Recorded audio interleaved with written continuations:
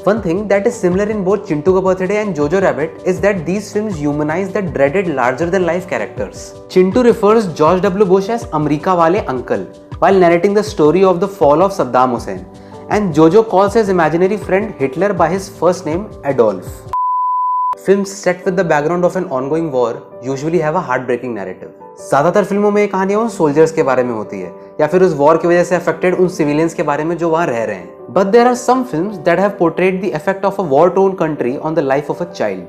So what is the purpose of actually doing that? Well, I think that the child is free of all biases. It's like you are centering the entire narrative on a neutral POV. A 6 or 8-year-old is usually unaware of the reasons behind a war. Even if they are aware, they have their own theories behind it. Like in The Boy in Striped Pajamas, Bruno is a German kid who is sheltered from the reason behind the persecution of Jews by his Nazi father, who is a soldier. So when he first meets Shmuel, a Jew kid in a detention camp from across the barbed wire, he thinks that he is playing a game with his friends and the prisoner number on his uniform is actually a game. In Roberto Benigni's Life is Beautiful, a Jew father shelters his son from knowing why they are being persecuted by the Nazis. And throughout the film, the kid keeps thinking that all this is just a game and his father is playing and winning it. Well, in all honesty, when a filmmaker makes a kid the central character of a war drama, it's nothing but a gut punch mostly. Let's look at the recently released Chintu Ka Birthday. If you guys haven't seen the film yet, then I'd suggest you watch this video only after watching the film, because there are going to be major spoilers ahead. Chintu Ka Birthday is the story of an Indian family in Iraq when the American forces captured Saddam Hussein in 2004. US Allied forces को करीब 1 साल हो गया था Iraq में. जितने भी Indians उस टाइम इराक में फंसे थे, उनको इंडियन गवर्नमेंट ने वापस अपनी कंट्री बुला लिया था. अब ये बात गवर्नमेंट रिकॉर्ड्स के हिसाब से सच है, पर चिंटू की फैमिली अभी भी इराक में फंसे थे.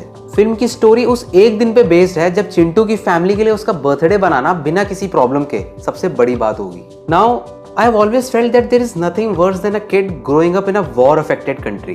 It's the most horrible thing for a kid. We snatch away their childhood and fill all kinds of hatred in their innocent minds. And if the first impression of this world on a 6-year-old is of hate, then it's a failure at humanity's end. A few months ago, we saw Taika Waititi's Jojo Rabbit. It was a hard-hitting satire that portrayed the Nazi-acquired Germany of the Third Reich through the eyes of an 8-year-old Jojo.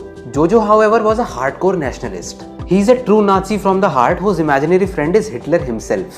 अब ये समझना जरूरी है that Jojo Rabbit is a satire and representing an 8-year-old as an adorable Nazi whom we are bound to hate was a very refreshing take in war dramas. In a sense, Jojo Rabbit एक तरह की commentary थी on the people who are so full of nationalist pride that they have believed a dangerous hate-filled propaganda against an entire community. अब ऐसे लोगों का intellect एक 8 साल के बच्चे से ज्यादा तो नहीं हो सकता. Maybe that's why Taika Waititi has given Jojo Adolf Hitler as an imaginary friend. One thing that is similar in both Chintu Ka Birthday and Jojo Rabbit is that these films humanize the dreaded larger-than-life characters. Chintu refers George W. Bush as America wale uncle while narrating the story of the fall of Saddam Hussein, and Jojo calls his imaginary friend Hitler by his first name Adolf.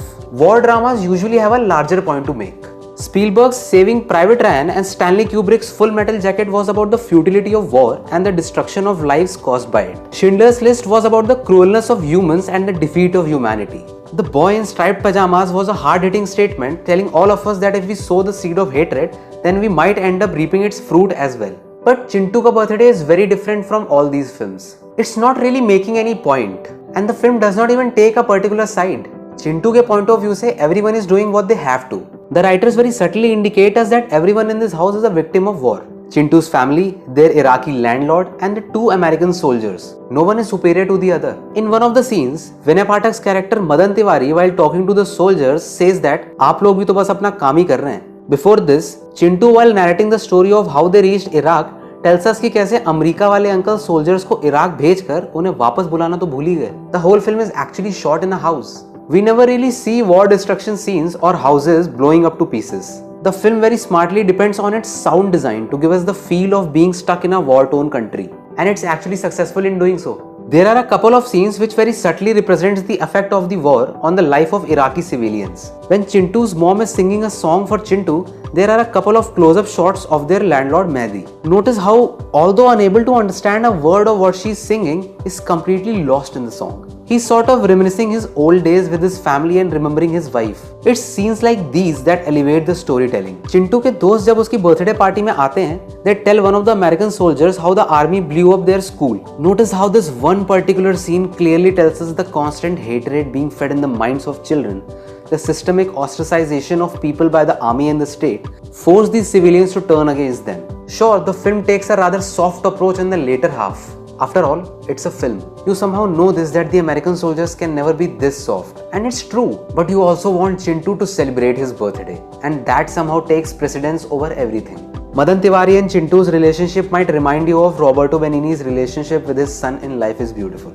All these films are just a reminder that time and again, hatred has tried to consume this world. With everything that is going on around us, it's important to understand that only when people have lent a hand of love or a piece of cake and listened to what the other had to say is actually the moment that we have defeated hate. In the end, love always wins, and we owe it to all the Brunos, Jojos and Chintus of this world.